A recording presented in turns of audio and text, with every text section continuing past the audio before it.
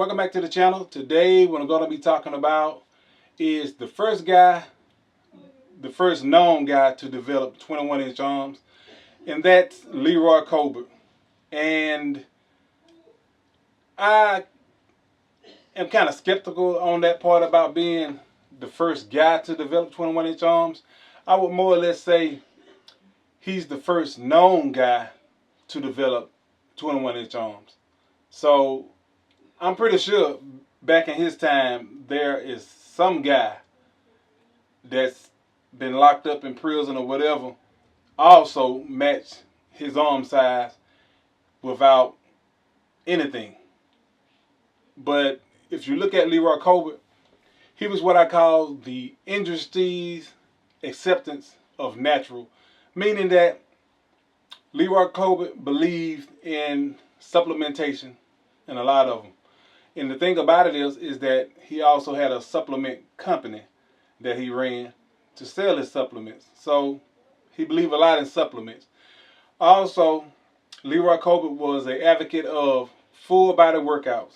He believed that you can make better progress when you do full body workouts. Basically working Monday, Wednesdays, and Fridays, skipping every other day in his workouts.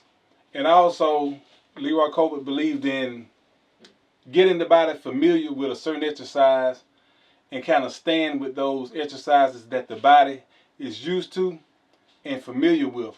Because he's saying that he believes that the body gets into a groove when you stay with the same exercise, and the body pretty much responds better that way rather than switching from exercise to exercise, and the body is always trying to readjust to another program or another exercise. And that was some of the things that I gathered from him. But Leroy Colbert is basically interviewed several times with, I think it's Mr. Yorker level. But you can look up Leroy Colbert and pretty much it'll pull up the YouTube channel that he's on. And it would also allow you to look at a lot of his interviews and his thought process for working out. And also, Leroy Colbert basically said that at one point he was curling 100-pound dumbbells, and he pretty much had to have somebody to help hold him down because the weights were so heavy. And my thing is that lets you know that the guy was tremendously strong, even though he had a real small waist of about, I think his waistline was about 32 to 34 inches, somewhere up in there. And they said he weighed anywhere from like 210 to 215, I believe. But I think in competition, he was around 180 some pounds because he had to kind of like get rid of a little bit of that fluff that he had.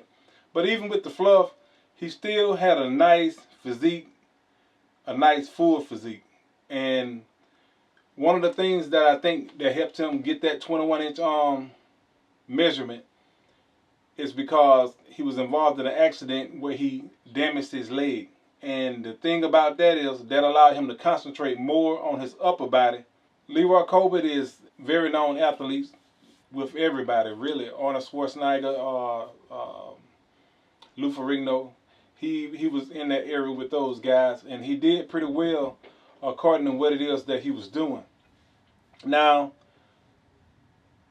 if you want to look up his regimen and see his thought process and what he decided to do when he was working out, you can kind of look that up and look up the full body program that he advocated, and the way that he's saying that he liked to stay with the same exercise with the familiarity with the muscle, which would cause the muscle to be able to get into a better groove, which would give it more reason to grow.